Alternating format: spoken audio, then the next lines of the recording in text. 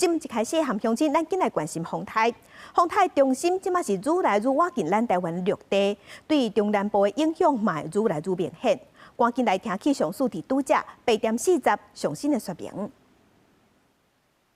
今年第11号台风杨柳发布海上、陆上台风警报。目前这个台风的中心正逐渐朝绿岛跟兰屿的海面接近，当地已经有14级到15级的强阵风出现。台风在今天早上8点已经来到台东的东南方，大概130公里左右的海面上。它的暴风圈目前已经逐渐的进入到东部、东南部跟南部的陆地。我们预计随着它今天持续的往西北西的方向移动，暴风圈会逐渐的涵盖到花东、苗栗以南以及澎湖地区，那到了今天晚上也会逐渐的影响到金门地区，因此今天一直到明天清晨会是台风影响台湾以及金门最明显的时候。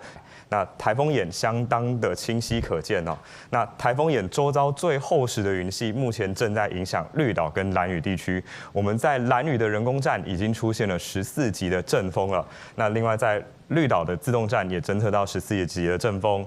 兰屿的兰屿高中，这也是自动站，也有出现15级左右的强阵风哦。那随着台风今天逐渐的靠近了，主要是花莲、台东跟恒春半岛这边，首先会有来到11级的阵风以上，尤其是在台风中心比较靠近的台东的沿岸、绿岛跟兰屿，我们不排除可能会有15到16级的阵风出现。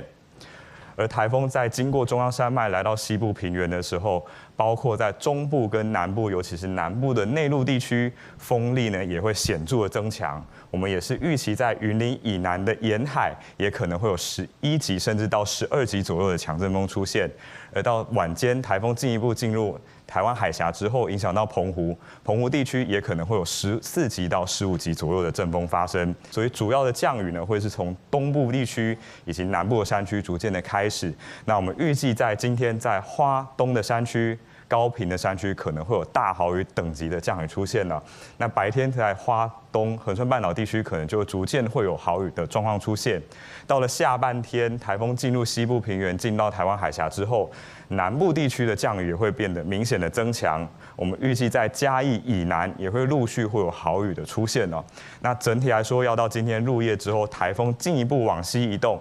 台湾这边的降雨才会逐渐的缓和下来，但是要留意澎湖跟金门，在今天晚上，那金门会持续到明天的清晨，受到台风的影响，风跟雨的状况还是会相当的明显。